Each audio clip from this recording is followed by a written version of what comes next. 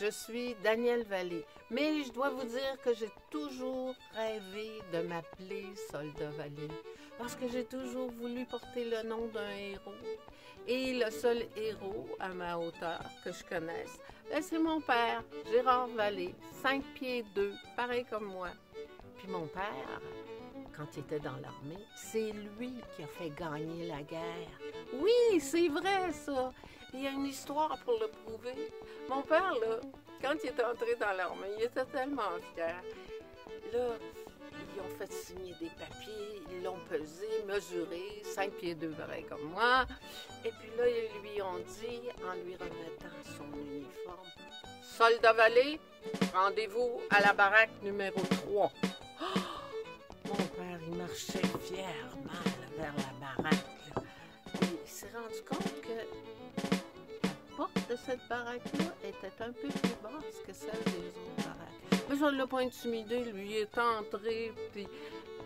Mais là, il a été surpris, parce que tous les petits soldats dans cette baraque-là mesuraient 5 pieds 2 et moins.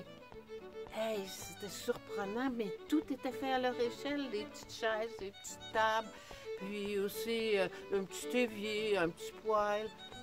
Et les lits, c'était pas des lits doubles, ils couchaient pas deux par lit. Ils couchaient dans des petits lits qui étaient placés bout à bout, tout le tour de la baraque. Comme ça prenait pas mal moins d'espace. Alors finalement, ils les ont formés, puis ils leur ont dit comment se comporter. Et puis, au bout de 2 mois, je pense, ils ont envoyé au front. Le capitaine est arrivé et dit, « Mes petits soldats, c'est l'heure. Vous allez voir les grands Allemands. » Ils sont partis, ils étaient fiers, toute la gang. Puis ils portaient des grands fusils de grands soldats, puis aussi de l'équipement de grands soldats. Ça n'a pas été long, puis ils étaient fatigués, même épuisés. Mais quand les Allemands, les grands méchants Allemands les ont aperçus, ils se sont mis à tirer,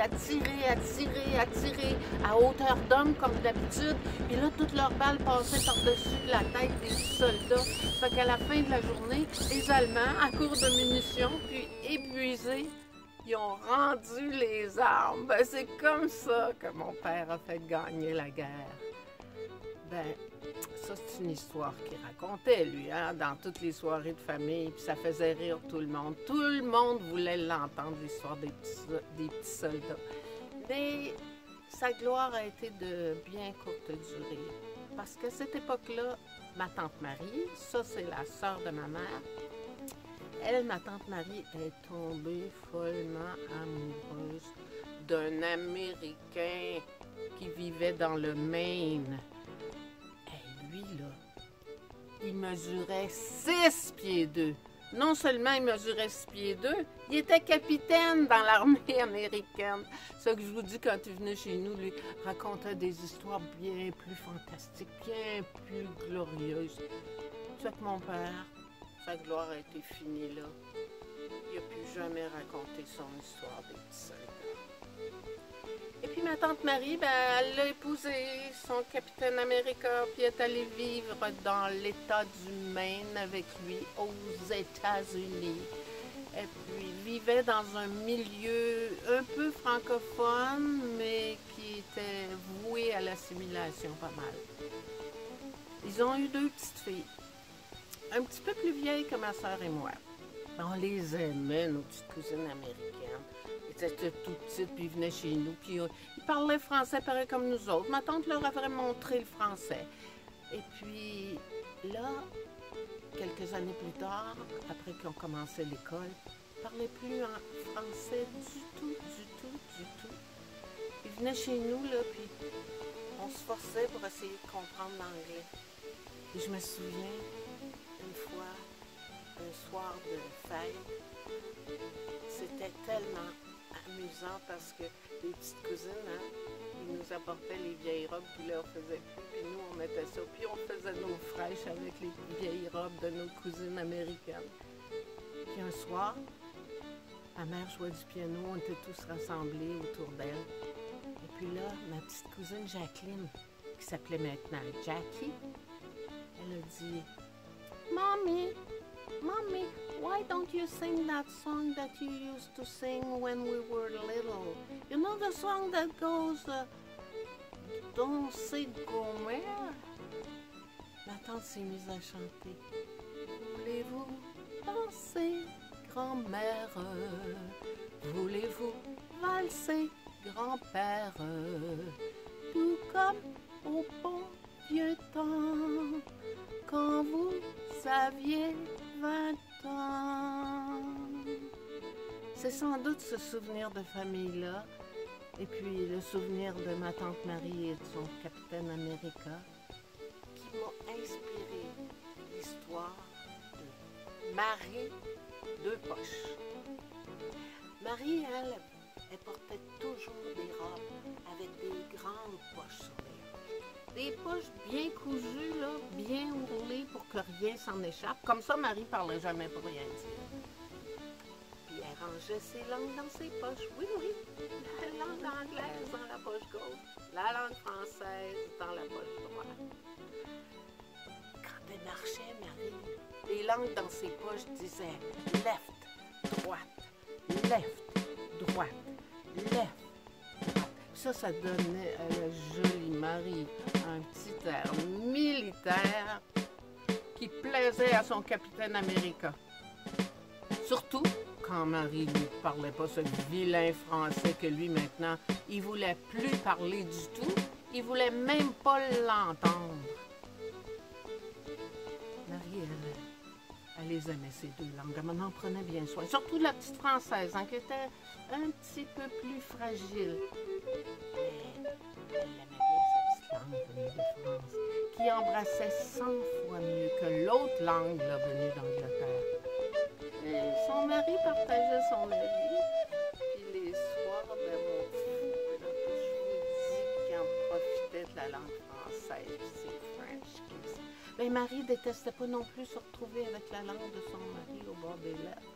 Elle disait que ça donnait à son amant une virilité de général anglais prêt à la conquérir sans pudeur comme on envahit un pays. Mais si Marie osait lui adresser la parole en français, là, il venait en colère, puis il disait, appuyez sur le 2 si vous voulez comprendre. Mary, I will throw your tongue to the cat if you keep speaking French to me. Marie appuyait sur le 2. Marie, je vais donner ta langue au chat si tu continues de me parler en français. Oh, Marie est un peu gaffeuse. Puis justement, un soir, dans le temps des fêtes, dans une veillée dans la famille américaine de son capitaine, Marie s'est mise à chanter haut et fort en français. Voulez-vous danser, grand-mère? Elle avait bu quelques petits verres de trop de Château des Charmes de Niagara-on-the-Lake. Voulez-vous valser, grand-père? Tout comme mon...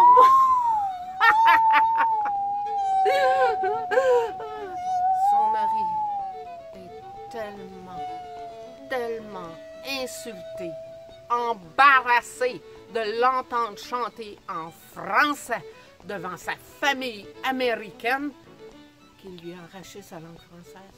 Oui, il est sorti dehors. Il faisait moins 15, moins 30 même. Il a collé la langue française sur la poignée de porte pour la punir. Oh là là! Marie, elle s'est mise à tourner comme une poupée déréglée parce que là, elle avait juste une langue anglaise dans ses poches qui disait left, left, left tout le temps. Et puis, elle avait mal à la langue, elle avait mal au mâchoire d'avoir chanté en anglais toute la soirée. Jingle bells, Rudolph the Red-Nosed Reindeer. Et puis, elle avait ce fichu mal de bloc d'avoir bu trop de Château des Charmes de Niagara-on-the-Lake. Elle dit, help, mon capitaine, I really don't feel well. Lui, il avait des yeux comme des canons. va recevoir un boulet, c'est certain. Elle appuie sur le 2 et elle entend. Marie! Tu as la langue anglaise épaisse, tu as les pieds ronds et les jambes en guenilles. Jamais tu ne m'as fait aussi honte. Mary! Elle l'appelle Mary quand il est en colère. Ils sortent. En passant la porte, Marie décolle sa petite langue française collée à la poignée gelée. Elle la met délicatement dans sa poche droite. Sur la poignée sont restés des petites bouffines, des cédilles, des trémox, un circonflexe grave, cédilles, tout ça, qui de toute façon sont en voie de disparition. Cette mésaventure a rendu Marie bien prudente. Maintenant, elle sort presque plus ses langues de ses poches. Mais il est trop tard. La petite langue française qui a passé la nuit collée à la poignée de porte à moins 35, elle n'emmène pas large. Elle mange plus. Elle parle plus. Qu'est-ce que vous voulez qu'on fasse? C'est une langue qui parle plus puis qui mange plus. C'est inutile. Appuyez sur le 1. Give it to the pigs. You don't need it anyway. Marie appuie sur le 2. Donnez-le au cochon. On n'en a plus besoin. Marie est triste. Personne ne peut aider ou veut aider Marie. Eux, ça fait longtemps qu'ils ont rangé leur langue au grenier. Ils la sortent plus juste pour les fêtes de famille ou bien pour les événements folkloriques. Ça fait que Marie abdique. Pour elle, l'anglais devient beaucoup plus pratique. Partout, tout le temps, tout le monde la comprend. Et son mari l'aime de plus en plus.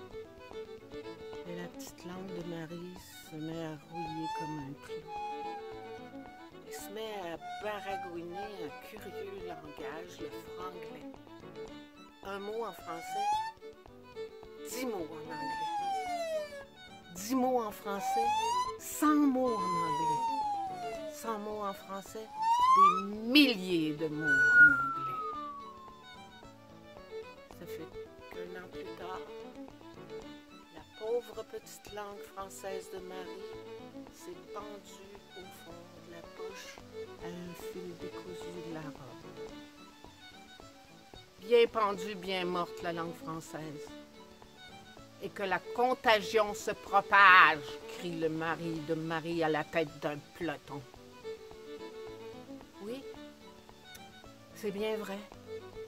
Marie s'est rangée du côté du plus fort. Mais elle continue de chanter des vieilles chansons françaises quand son mari n'est pas là. Tout comme au bon vieux temps, quand vous aviez 20 ans. Lui, depuis que Marie has come back to her senses, il est l'homme le plus heureux du monde. Oui, c'est vrai.